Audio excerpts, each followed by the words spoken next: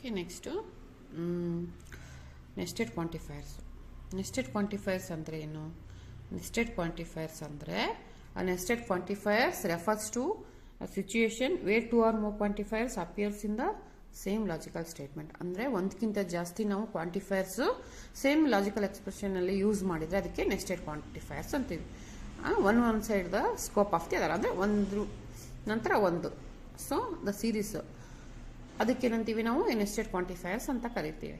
ಓಕೆನಾ? General form of the ಅದು ಹೆಂಗಿರುತ್ತೆ ನೆಸ್ಟೆಡ್ ಕ್ವಾಂಟಿಫೈರ್ ಅಂತಂದ್ರೆ, consider two variables x and y. ನೋಡಿ, ನಾವು ಯಾವಾಗಲೂ ನಾವು ಪ್ರೀವಿಯಸ್ ವಿಡಿಯೋದಲ್ಲಿ ನಾವು ಒಂದೇ ವೇರಿಯೇಬಲ್ ತಗೊಂಡು ಮಾಡಿದೀವಿ, ಬಟ್ ಇಲ್ಲಿ more than one variable. So nested ಅಂತ ಅನ್ಬೇಕಂದ್ರೆ that should be a more than one. Single ಇದ್ರೆ ಅದು single predicate, single quantifier. Nested ಅಂತ ನಾವು ಅನ್ಬೇಕಂದ್ರೆ ದಟ್ ಮಸ್ಟ್ ಬಿ ಅಲ್ಲಿ compulsory more than one variable ಇರಲೇಬೇಕು. Okay, general form of nested quantifier ಹೆಂಗಿರುತ್ತೆ ಅಂದ್ರೆ, consider two variables x and y and a predicate p of x comma Y.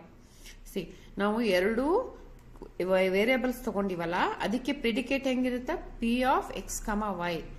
Okay, ಒಂದೇ ಇತ್ತಂದ್ರೆ consider one variable X ಅಂತಂದ್ರೆ ನಾವು predicate ಯಾವ ತರ ಬರೀತಿದ್ವಿ? ಓನ್ಲಿ ಪಿ ಆಫ್ ಎಕ್ಸ್ ಅಷ್ಟೇ ಬರೀತಿದ್ವಿ. ಬಟ್ ನಾವಿಲ್ಲೇನು ಎರಡು ತಗೊಂಡಿದೀವಲ್ಲ, consider two variables x and y and a predicate p of x comma y. So ಎರಡು ವೇರಿಯೇಬಲ್ ತಗೊಂಡ್ರೆ ಪ್ರೆಡಿಕೇಟ್ ಈ ತರ ಇರುತ್ತೆ. Okay, next nested quantifier structure might look like ಅಂದ್ರೆ ಇವಾಗ ಈ ತರ ಇದ್ರೆ ನೆಸ್ಟೆಡ್ ಕ್ವಾಂಟಿಫೈರ್ಸ್ ಹೆಂಗಿರುತ್ತೆ ಅಂತ. ಓಕೆನಾ? ಈಗ ನೋಡಿ, ಸೊ ನೆಸ್ಟೆಡ್ ಕ್ವಾಂಟಿಫೈರ್ ಹೆಂಗ್ ಕಾಣುತ್ತೆ ಅಂತ. ಓಕೆನಾ? ಸೊ ಎರಡು ಆಪ್ಷನ್, ಎರಡು ವೇರಿಯೇಬಲ್ಸ್ ಇದ್ರೆ, ಒಂದು for all x there exist y p of x comma y. So ಇವೆರಡು ಏನು?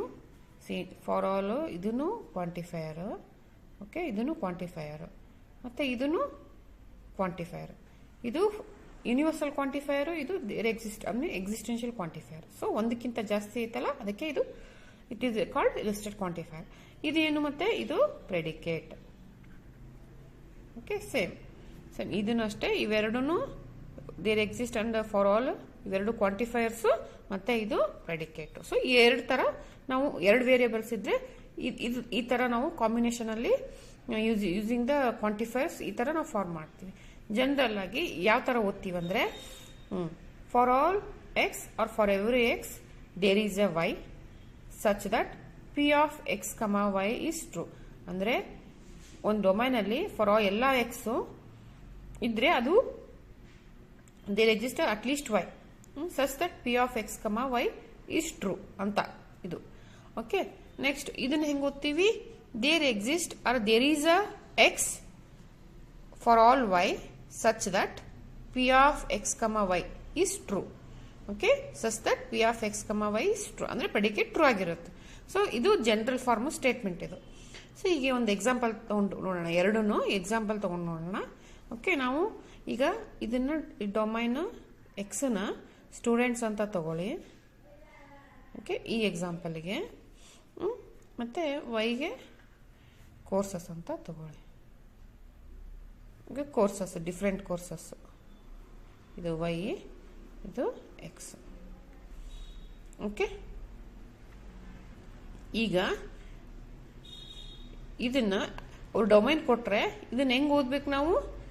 For every student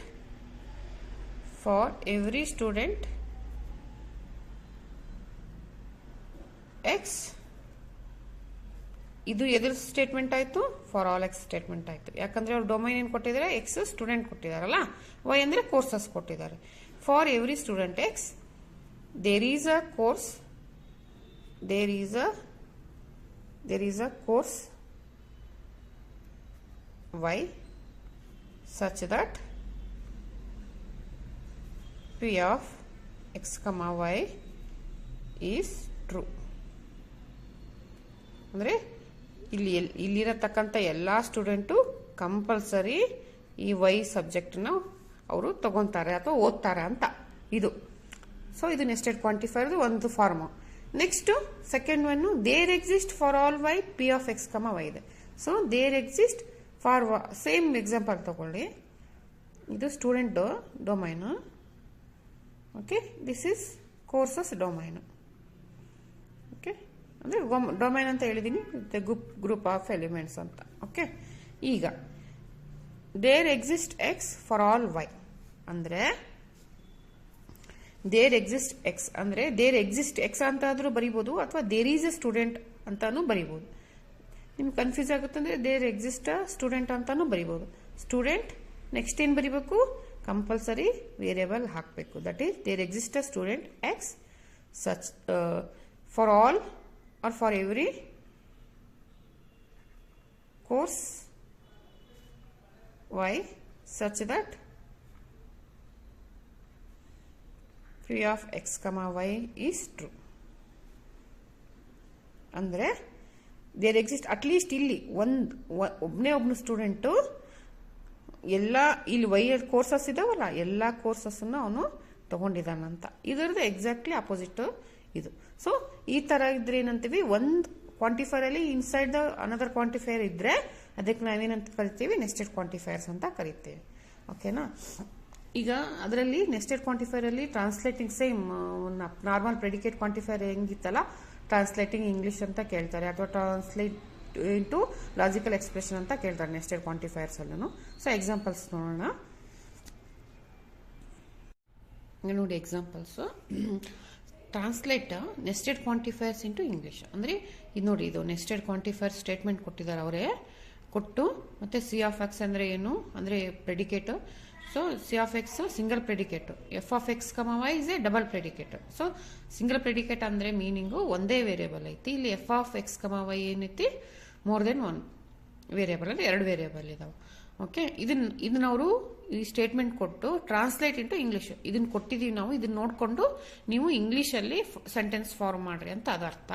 so translate nested quantifiers into English. ನೋಡಿ ಇಲ್ಲಿ ಮೋರ್ ದೆನ್ 1 ಇದೆಯಲ್ಲ ಕ್ವಾಂಟಿಫೈರ್ಸ್, ಫಾರ್ ಆಲ್ ಎಕ್ಸ್ ಇದೆ, ದೇರ್ ಎಕ್ಸಿಸ್ಟ್ ವೈ ಇದೆ, ಮತ್ತೆ f of x comma predicate ಐತಿ. So more than 1 ಐತಲ್ಲ ಕ್ವಾಂಟಿಫೈರ್, ಅದಕ್ಕೆ ಇದು ನೆಸ್ಟೆಡ್ ಕ್ವಾಂಟಿಫೈರ್.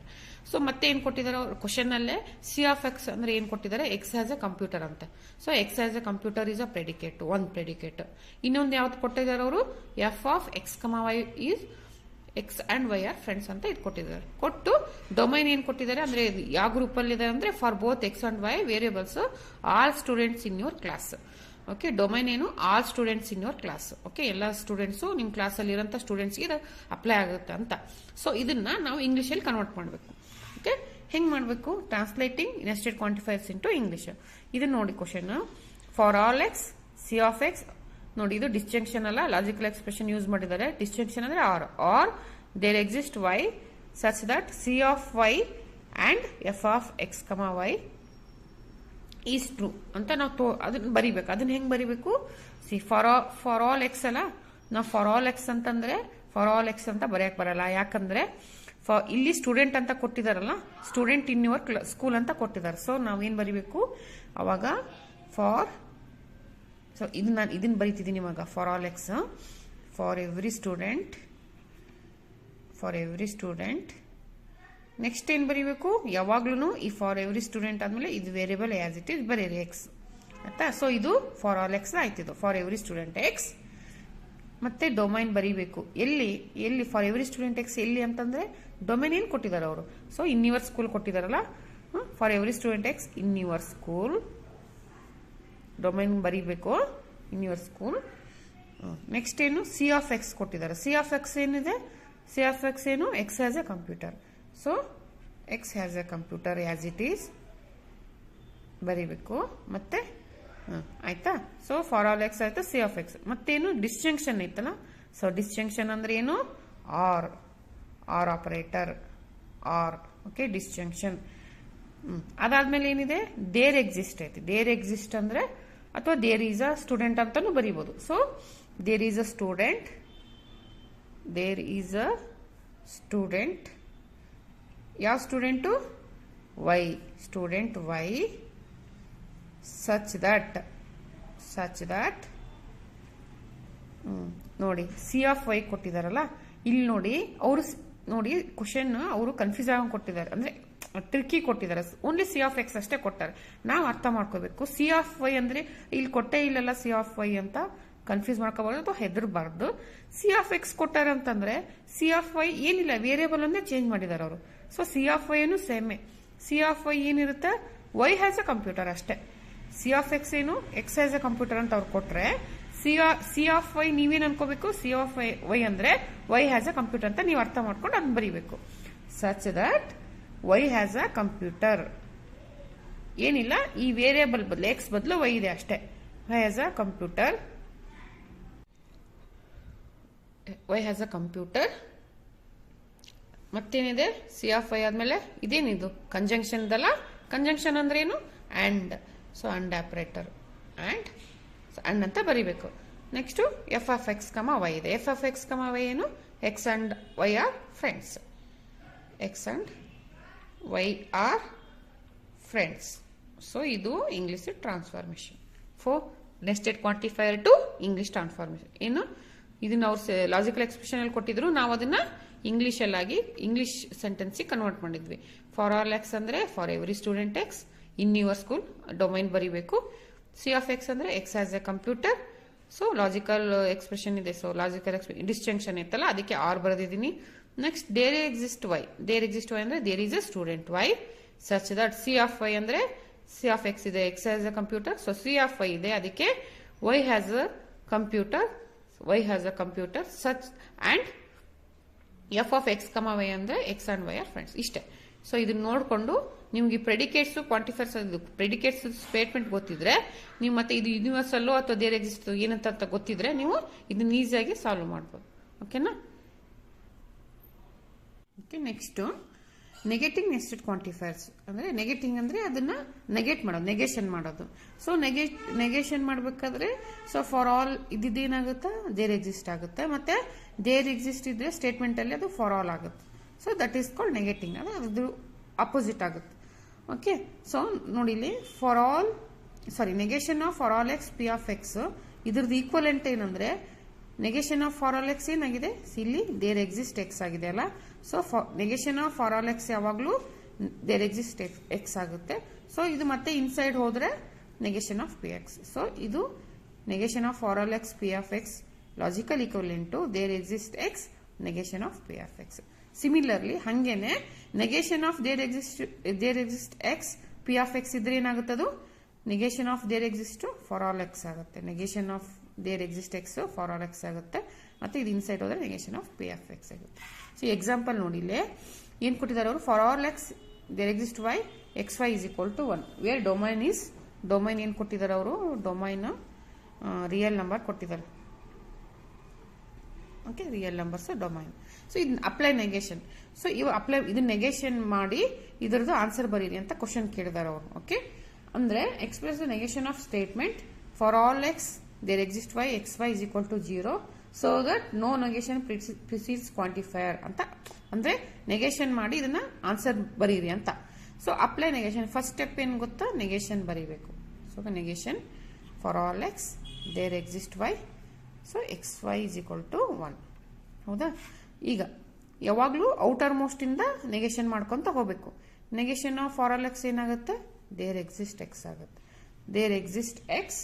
ಓಕೆ, ಮತ್ತೆ ಈ ನೆಗೇಷನ್ ಇನ್ಸೈಡ್ ಹೋದ್ರೆ negation of there exist y x y is equal to 0 sorry x y is equal to 1. ಇದು so there exist x negation of there exist y ಏನಾಗುತ್ತೆ for all y. ಮತ್ತೆ ಇಲ್ಲಿ ಮತ್ತೆ negation inside ಹೋಗುತ್ತೆ, negation of x comma x sorry x into Y is equal to 1. So there exist x for all y negation of x y is equal to 1 ಏನಾಗುತ್ತೆ, negation ಇದ್ರ ಊಟ ಇದು equal to 1 ಐತಲ್ಲ, ಏನಾಗುತ್ತೆ x y is not equal to 1 ಆಗುತ್ತೆ. So ಇದು answer. ಓಕೆನಾ.